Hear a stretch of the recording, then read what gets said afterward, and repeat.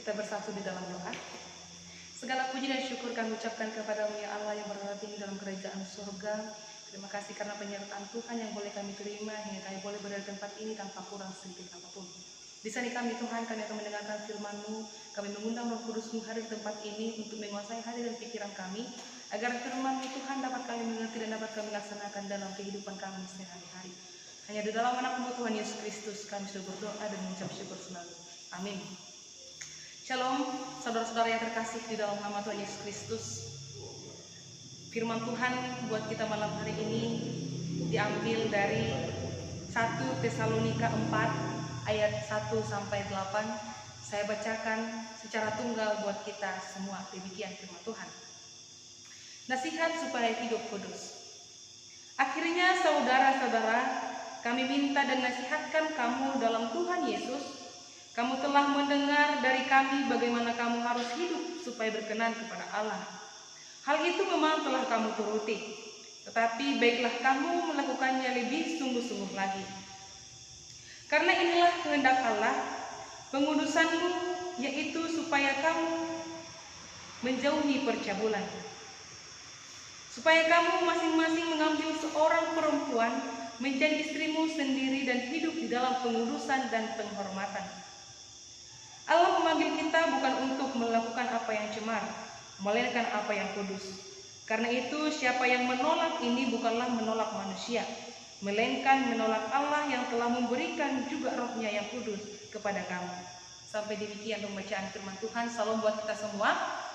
Firman Tuhan yang sampai kepada kita, yaitu kita ambil judulnya hidup kudus. Untuk membahas hidup kudus, kita membuat 3 poin. Yang pertama, kita dipanggil hidup kudus. Rasul Paulus mengingatkan kita untuk mengambil bagian di hadapan Allah dengan meninggalkan kebiasaan lama dan mengarah kepada kehendak Allah, yaitu hidup kudus. Mengasingkan diri dari hal-hal duniawi yang tidak dikehendaki Allah dan menjadikan diri kita khusus hanya untuk bagi Allah. Yang kedua, hidup kudus. Dalam ayat 4 dikatakan, supaya kamu masing-masing mengambil seorang perempuan dan menjadikan istrimu sendiri dan hidup di dalam pengudusan dan kehormatan. Rasul Paulus mengingatkan kita agar kita menjauhi percabulan, sebagaimana jemaat Tesalonika pada saat itu hidup di dalam percabulan. Kebiasaan mereka mengambil istri-istri orang dengan suka hati mereka, melakukan seksual dengan orang-orang yang mereka suka tanpa merasa bersalah. Maka dari itu, Rasul Paulus mengingatkan kita agar kita tidak melakukan hal yang cemar, namun melakukan hal yang kudus. Percabulan berasal dari kata kerja bahasa Ibrani, yaitu janah, yang artinya persundalan atau seksual yang tidak sah.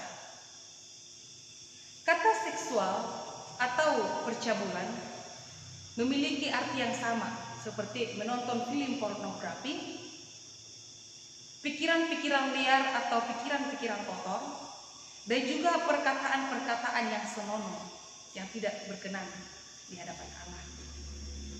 Maka dari itu, kata percabulan tidak hanya diberikan kepada orang yang sudah menikah, namun kepada setiap orang, baik dia laki-laki, perempuan, anak-anak, remaja, dewasa, lansia. Kenapa? Karena kita semua dipanggil untuk hidup berkenan kepada Allah, yaitu hidup kudus. Yang ketiga, upah bagi mereka yang mengabaikan hidup kudus. Allah adalah kudus. Jadi setiap orang yang tidak mau menerima ajaran Roh Kudus yang telah diberikan kepada kamu, berarti kita telah menolak Allah. Bahkan bukan hanya Allah sendiri, tapi Roh Kudus. Kita ketahui bahwa penolakan kepada anak Allah kita bisa diampuni. Tapi penolakan kepada Roh Kudus atau menghujat Roh Kudus tidak akan diampuni, karena Roh Kudus adalah oknum ketiga dari Allah. Kita ketahui Allah adalah pembalas. Allah akan membalaskan kepada kita sesuai dengan perbuatan kita. Jika kita hidup di dalam percabulan, kita hidup di dalam kenajisan, kita hidup di dalam seksual yang bebas, kita akan mendapatkan penyakit seperti yang kita ketahui saat ini adalah AIDS. Itu yang akan membawa kita ke dalam liang kubur. Namun Allah tidak pernah membiarkan orang berdosa itu mati, tapi Allah menginginkan orang berdosa itu meninggalkan jalannya dan kembali kepada Allah. Kita sebagai orang yang terpanggil, orang yang dipanggil Allah untuk hidup kudus, janganlah kita menggunakan anugerah seksual yang diberikan Allah untuk memuaskan hawa nafsu kita sendiri dan mencemarkan kekudusan kita.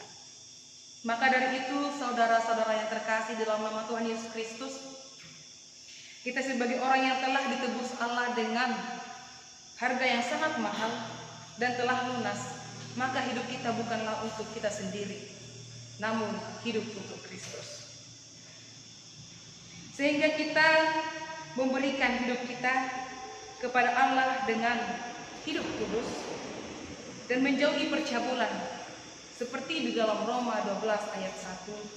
Karena itu, saudara-saudara, demi kemurahan Allah, aku menasihatkan kamu supaya kamu mempersembahkan tubuhmu sebagai persembahan yang hidup dan yang kudus dan berkenan kepada Allah. Itulah ibadahmu yang sejati. Amin. Tuhan Yesus memberkati.